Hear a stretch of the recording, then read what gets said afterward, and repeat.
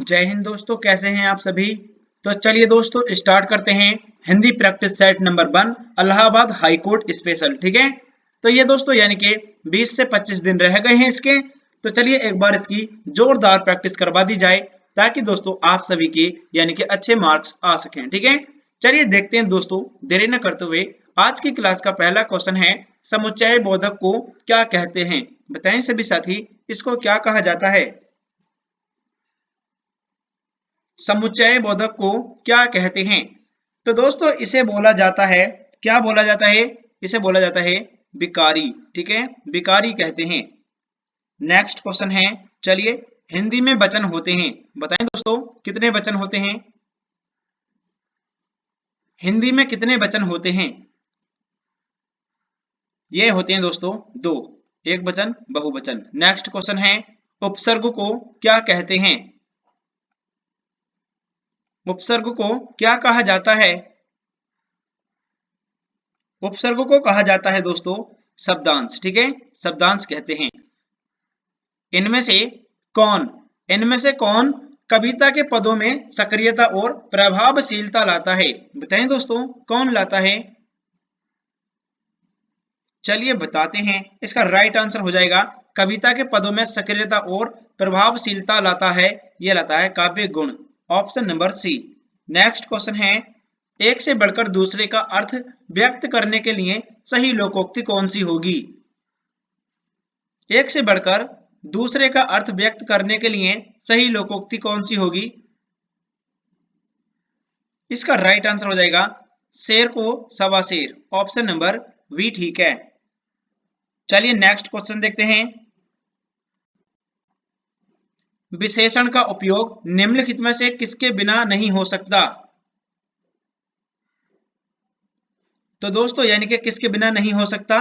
चलिए दोस्तों right answer हो जाएगा इसका संज्ञा के बिना।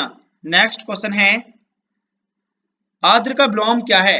बताएं दोस्तों आर्द्र का विलोम कौन सा है इनमें से। यह होता है दोस्तों शुष्क।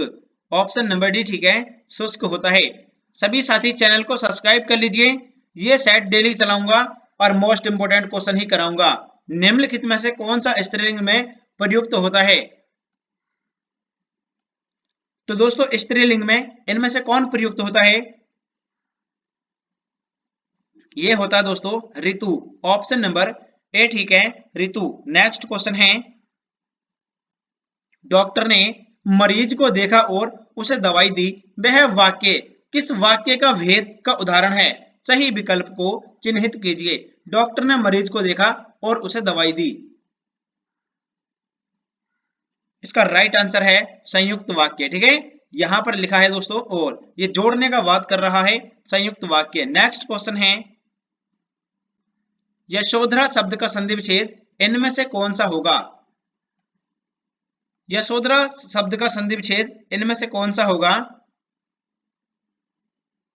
चलिए दोस्तों राइट आंसर हो जाएगा इसका यानी कि यश है प्लस धरा यानी कि विसर्ग लगेगा, विसर्ग संधि है। ऑप्शन नंबर बी ठीक है। नेक्स्ट क्वेश्चन है, दक्षिण और पश्चिम के बीच की दिशा के लिए सार्थक शब्द कौन सा होगा। बताएं सभी साथी कौन सा होगा।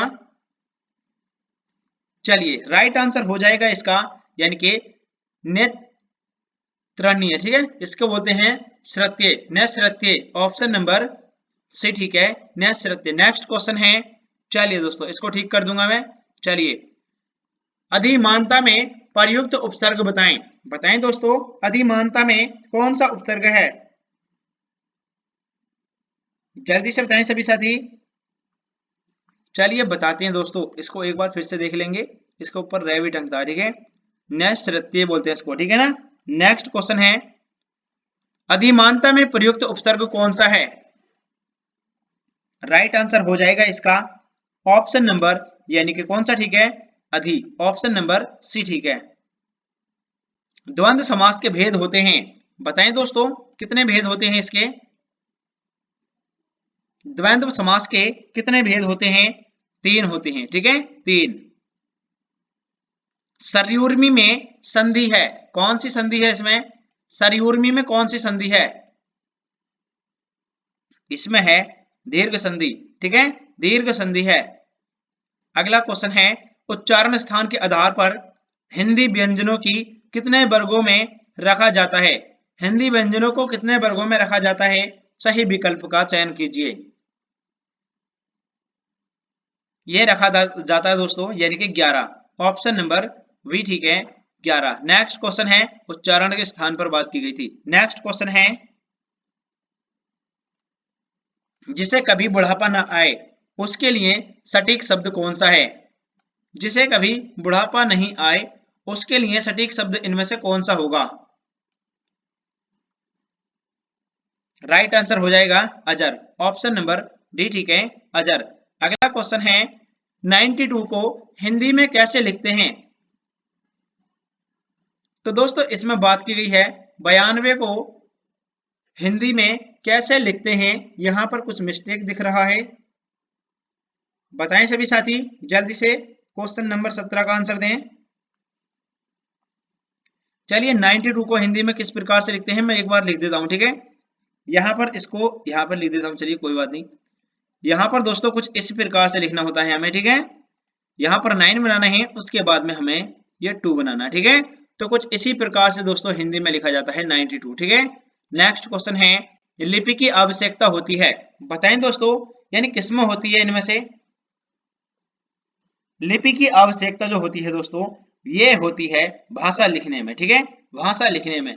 नेक्स्ट क्वेश्चन है, जिसमें बड़े जंगली जानवर रहते हैं उसे क्या कहा जाता है?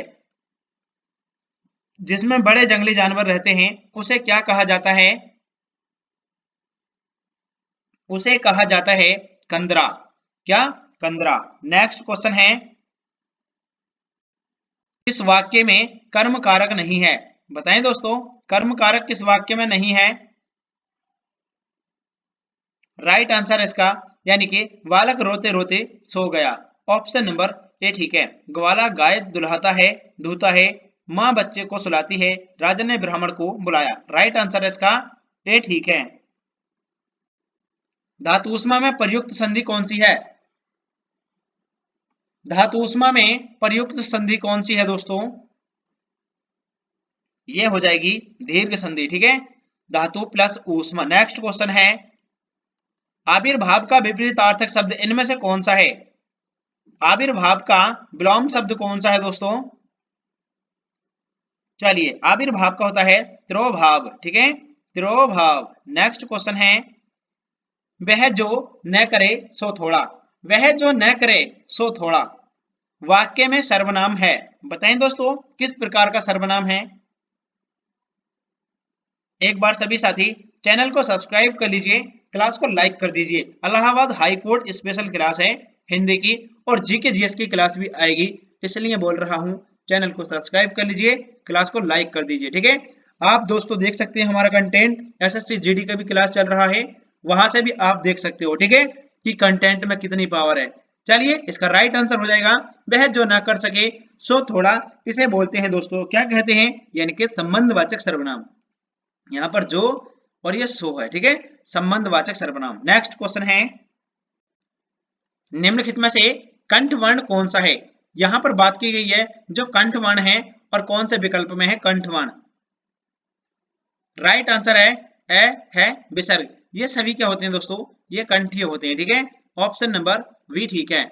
आज की क्लास का लास्ट क्वेश्चन है, और दोस्तों ये है यानी कि र यानी कि हाफ रे प्लस में, इसका सही रूप इनमें से कौन सा होगा? बताएं दोस्तों कौन सा होगा? इसका उत्तर आपको कमेंट में देना है। इलाहाबाद हाई कोर्ट वाले सभी स्टूडेंट इसका उत्तर कमेंट में देंगे, ठीक है। यहां पर इसका उत्तर आपको कमेंट में देना है, उसके बाद में नेक्स्ट क्लास में करा दूंगा, ठीक है। जय हिंद दोस्तों।